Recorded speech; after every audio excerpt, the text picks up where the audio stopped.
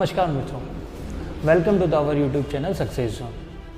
आज का जो हमारा टॉपिक है वो टॉपिक हम डिस्कस करने वाले हैं पंचायती राज और ग्रामीण अर्थव्यवस्था। काफ़ी स्टूडेंट्स की क्यूरीज थी कि नियरेस्ट पटवारी का एग्ज़ाम कभी भी किसी भी वक्त हो सकता है, तो इसके लिए हम कैसे पंचायती राज और ग्रामीण अर्थव्यवस्था को हमारे इस टॉपिक को कवर करें। तो मैं एक कोशिश कर रहा हूँ, एक प्रयास कर रहा हूँ कि मैं बिना बोर्ड पे लिखे हुए एक कहानी के रूप में आपको ज़्यादा से ज़्यादा पंचायती राज जो है वो कवर करवा सकूँ। इससे क्या है कि हम बार बार सुनेंगे, सुनने से भी हमें बहुत सारी चीज़ें क्या होती हैं, याद हो जाती हैं। तो हेडफोन लगाइए, नोटबुक उठाइए और पूरी कहानी सुनते हैं पंचायती राज की। सबसे पहले यदि हम बात करें कि स्थानीय स्वशासन होता क्या है, क्या ज़रूरत पड़ी इस स्थानीय स्वशासन की, किस लिए स्थानीय स्वशासन का एक उपयोग किया गया। तो यदि मैं बात करूं, हम ऐतिहासिक तौर पर जाएं, और उससे पहले यदि मैं बात करूं कि हमारे देश में दो सरकार है, एक सेंट्रल गवर्नमेंट है और एक स्टेट गवर्नमेंट है। दोनों गवर्नमेंट का ये सोचना है कि भारत के अंतिम छोर पर रहने वाला व्यक्ति अपनी जन भागीदारी से अपनी ग्राम पंचायत का, अपनी पंचायत का, अपनी जगह का विकास स्वयं करे, ताकि हम दोनों सरकारों पर एक तरीके का बोल सकते हैं हम कि बर्डन ना आए, बोझ ना आए। इसी को देखते हुए यदि मैं बात करूं, सन 1880 से 1884 के बीच की, इस बीच हमारे देश में गवर्नर हुआ करते थे लॉर्ड रिपन, जिन्हें हम स्थानीय स्वशासन का जनक भी कहते हैं। तो अब लॉर्ड रिपन जो थे, लॉर्ड रिपन ने क्या किया? लॉर्ड रिपन ने जिला बोर्डों का गठन किया। लॉर्ड रिपन ने स्थानीय स्वशासन को शुरू करने का प्रयास किया। लेकिन उसके बाद धीरे धीरे अंग्रेजों के और भी एक्ट बने। अगर मैं उन एक्ट की बात करूं तो जैसे कि हमने देखा रेगुलेटिंग एक्ट 1773, चार्टर एक्ट 1909 का एक्ट, 1919 का एक्ट, 1935 का एक्ट, उनमें से एक एक्ट था भारत शासन अधिनियम 1919। इसमें भी स्थानीय स्वशासन को मजबूत करने का प्रयास किया गया। इसके बाद एक अंग्रेज एक एक्ट और बनाते हैं जिसका नाम था भारत शासन अधिनियम 1935। हमने देखा कि हमारा जो संविधान था वो कुछ हद तक काफ़ी हद तक 1935 के अधिनियम से लिया गया है। 1935 का अधिनियम हमारे संविधान में एक मजबूत छाप छोड़ता है। उसमें स्थानीय स्वशासन को क्या किया, फिर मजबूत करने का प्रयास किया। लेकिन अभी तक स्थानीय स्वशासन जो था वो एक संवैधानिक दर्जा नहीं ले पाया था। हमारा संविधान बनना शुरू हुआ, हम आज़ाद हुए, संविधान सभा का गठन हुआ। अब इसमें जो पहला प्रारूप पेश किया गया था, संविधान का पहला प्रारूप जो पेश किया था, प्रारूप समिति के अध्यक्ष हम देखते हैं काफ़ी इंपॉर्टेंट है, कई बार क्वेश्चन आया, डॉक्टर वी.आर. अम्बेडकर, जिन्हें हम फादर ऑफ कॉन्स्टिट्यूशन भी कहते हैं। तो उन्होंने जब पहला प्रारूप पेश किया तो उस पहले प्रारूप में उन्होंने क्या किया, कहीं भी पंचायती राज संस्थाओं का वर्णन नहीं था।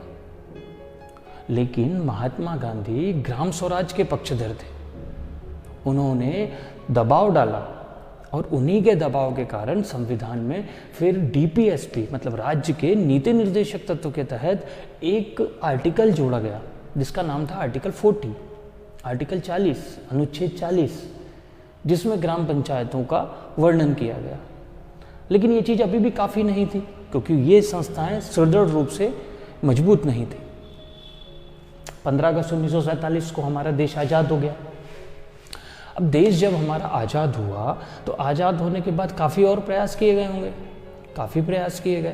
प्रयास करने के बाद 2 अक्टूबर 1952 को सरकार क्या करती है, सरकार सामुदायिक विकास कार्यक्रम शुरू करती है। सामुदायिक विकास कार्यक्रम कम्युनिटी डेवलपमेंट प्रोग्राम भी कहते हैं। लेकिन ये किसी भी कारण से, किसी परिस्थिति से ये क्या होता है, असफल हो जाता है। इसके बाद सरकार क्या करती है, ठीक एक साल बाद 2 अक्टूबर 1953 को प्रसार सेवा कार्यक्रम शुरू करती है। प्रसार सेवा कार्यक्रम भी कहीं ना कहीं क्या होता है, असफल हो जाता है। ये दोनों कार्यक्रम असफल हो जाते हैं। सरकार की जो मंशा थी इनको शुरू करने की वो पूर्ण नहीं हो पाती। तो इसी को देखते हुए फिर सरकार क्या करती है, एक कमेटी का गठन करती है जिसका नाम था बलवंत राय मेहता समिति। देखिए, पंचायती राज संस्थाओं में बहुत सारी कमेटियां गठित की गई, बहुत सारे लोग अध्यक्ष बनाए गए, जैसे बलवंत राय मेहता समिति पढ़ेंगे, अशोक मेहता समिति गठित की गई, वी.के. राव समिति गठित की गई, थुंगल समिति गठित की गई, आपकी सिंघवी कमेटी गठित की गई, बहुत सारी कमेटी गठित की गई। तो उसमें से पहली कमेटी जो थी उसका नाम था बलवंत राय मेहता समिति। बलवंत राय मेहता समिति 1957 में गठित की जाती है और 1958 में उसका क्या होता है, एक रिपोर्ट पेश करती है। वो आपको भी यदि किसी कमेटी का मेंबर बनाएंगे तो आपकी भी रिपोर्ट आप अपने हिसाब से पेश करेंगे, मुझे बनाया जाएगा, मैं अपने हिसाब से पेश करूंगा। तो उन्होंने एक रिपोर्ट पेश करी और उन्होंने त्रिस्तरीय सरकार, मतलब 3 टायर गवर्नमेंट का प्रपोजल रखा, जिसमें एक ग्राम पंचायत थी, एक पंचायत समिति थी और एक जिला पंचायत थी। अब बलवंत राय ने अपनी रिपोर्ट में कहा कि ग्राम पंचायत का जो चुनाव है वो हम डायरेक्ट करवाएं, प्रत्यक्ष रूप से करवाएं, और पंचायत समिति और जिला पंचायत के चुनाव हम कैसे करवाएं, अप्रत्यक्ष रूप से करवाएं। इसके बाद उन्होंने एक चीज़ और कही कि जो हमारी जिला पंचायत है और जो हमारा जिला कलेक्टर है वो ही जिला पंचायत का अध्यक्ष बने। ये बातें भी उन्होंने कही। तो उन्होंने कई तरीके की काफ़ी बातें अपनी रिपोर्ट में पेश करी, लेकिन उनकी रिपोर्ट स्वीकार होती, उनकी रिपोर्ट अभी तक स्वीकार नहीं हुई है गवर्नमेंट के द्वारा। उनकी रिपोर्ट यदि स्वीकार होती और स्वीकार होने से पहले ही अगस्त 1958 में भारत का एक राज्य है आंध्र प्रदेश, और उस आंध्र प्रदेश में एक विकेंद्रीकरण की नीति शुरू की गई, कहीं ना कहीं एक प्रैक्टिकल किया गया। और जब बलवंत राय मेहता समिति ने जो अपनी रिपोर्ट दी थी, जो कमेटी ने अपनी रिपोर्ट दी थी, उस रिपोर्ट को जब पेश किया गया, उसको स्वीकार किया गया, तब ऑफिशियली 2 अक्टूबर 1959 को 1959 को राजस्थान के नागौर जिले से पंडित जवाहरलाल नेहरू ने कुछ हद तक स्थानीय स्वशासन का शुरुआत कर दी, लेकिन अभी तक ये संवैधानिक दर्जा इसको नहीं मिल पाया था। इसके बाद हम आगे यदि इसको देखा जाए, हम बात करते हैं फिर 1977 के समय की। 1975 में हमारे देश में आपातकाल लगा। 1977 में सत्ता परिवर्तन हुआ, जनता पार्टी की सरकार थी। जनता पार्टी की सरकार ने भी काफ़ी उसमें प्रयास करने की कोशिश की। तो उन्होंने कमेटी गठित करी कि एक कमेटी थी जिसका नाम था अशोक मेहता कमेटी। अशोक मेहता जी ने अपनी रिपोर्ट दी, लेकिन होता क्या है कि अशोक मेहता ने जो रिपोर्ट दी वो बलवंत राय मेहता की समिति की रिपोर्ट से क्या थी, डिफरेंट थी। जहां बलवंत राय मेहता 3 टायर गवर्नमेंट की सिफारिश की थी, वहीं अशोक मेहता क्या करते हैं, 2 टायर गवर्नमेंट की सिफारिश करते हैं और सीधा कहते हैं कि ग्राम पंचायतों को हटा ही देना चाहिए। इसकी जगह पर उन्होंने एक नया ऐड किया, मंडल पंचायत। मतलब उन्होंने कहा कि जिस जगह की जनसंख्या 15,000 से 20,000 के बीच में है, वहाँ ग्राम पंचायत की जगह हम मंडल पंचायत का गठन करें। उन्होंने अपनी रिपोर्ट में कहा, जो बलवंत राय ने नहीं कहा था, कि हम ग्राम पंचायतों का टैक्स ऑडिट करवाएं, हम एक जुडिशरी स्थापित करें, हम एक न्यायिक प्राधिकरण स्थापित करें जो 2 पंचायतों के बीच होने वाले विवादों को निपटाने के लिए एक संस्था हो। बहुत सारी चीज़ें उन्होंने टैक्सेस के बारे में कहा कि ग्राम पंचायत को भी टैक्स लेने का क्या हो, राइट्स हो, जो पैसे से वो क्या कर सके, अपना विकास कर सके। लेकिन होता क्या है, 1975 से लेके 1980 का जो समय था वो देश में अस्थिरता का समय था, राजनीतिक अस्थिरता का समय था। तो उस समय क्या होता है कि यह रिपोर्ट्स जो है वो स्वीकार नहीं हो पाई। उसके बाद एक कमेटी और बनती है, उसके बाद कमेटी बनती है दांत वाला कमेटी बनती है, ये भी पंचायती राज से संबंधित है। हनुमंतराव कमेटी बनती है, ये भी पंचायती राज से संबंधित है। उसके बाद एक कमेटी और बनाई जाती है जब हमारे प्रधानमंत्री होते हैं राजीव गांधी, सिंघवी कमेटी, ये भी पंचायती राज से संबंधित है। 1989 में इस समिति का गठन होता है।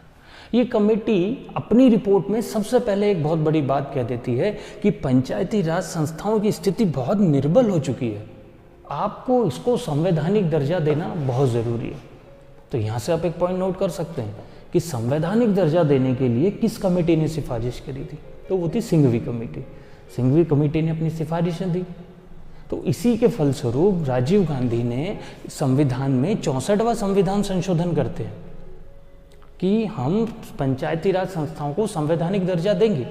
बट होता क्या है, वह बिल लोकसभा में तो पास हो जाता है लेकिन राज्यसभा में पास नहीं हो पाता, जिसके कारण वो बिल लागू नहीं हो पाता, वह कानून नहीं बन पाता। इसके बाद सत्ता परिवर्तन होता है, वीपी सिंह की सरकार आती है। वीपी सिंह की सरकार ने भी काफ़ी प्रयास किए लेकिन वही वो बिल लोकसभा में पास हुआ, राज्यसभा में पास नहीं हो पाया। इसके बाद 1991 में वो दिन आता है जब हमारा देश आर्थिक उदारीकरण से गुजर रहा था। हमारे देश के प्रधानमंत्री थे नरसिम्हा राव और वित्त मंत्री हुआ करते थे डॉक्टर मनमोहन सिंह। उस समय नरसिम्हा राव सरकार ने पूरा जोर लगाया कि पंचायती राज संस्थाओं को हमें संवैधानिक दर्जा देना है, और आखिरकार वो दिन आता है 22 दिसंबर 1991 का, जिस दिन यह बिल लोकसभा में पास होता है। 23 दिसंबर 1991 को यह बिल राज्यसभा में पास होता है। फिर कहीं जाके अगर हम बात करें तो 25 अप्रैल 1993 को राष्ट्रपति क्या करते हैं, इस पे अपनी परमिशन देते हैं। हमने देखा है राष्ट्रपति के पास कोई भी समय सीमा नहीं होती, वो किसी भी समय बिल को रोक सकता है, परमिशन दे सकता है। तो उन्होंने 25 अप्रैल 1983 को 73वें संविधान संशोधन के अंतर्गत परमिशन दी, और मध्य प्रदेश ऐसा पहला राज्य था जिसने इन संस्थाओं के गठन की प्रक्रिया क्या करी, सबसे पहले शुरू कर दी, और इस तरीके से पंचायती राज संस्थाएं को संवैधानिक दर्जा दिया गया। आगे की क्लास में हम बात करेंगे 73वें संविधान संशोधन जो किया गया था, इसमें क्या क्या चीज़ें ऐड की गई। 74वां संविधान संशोधन किससे था, ग्राम पंचायत बनने के लिए हमारे पास एक ग्राम पंचायत को ग्राम पंचायत बनने के लिए क्या क्या चीज़ें होनी चाहिए। तो इसी तरह वीडियो में बने रहिए, देखते रहिए। Thank you so much.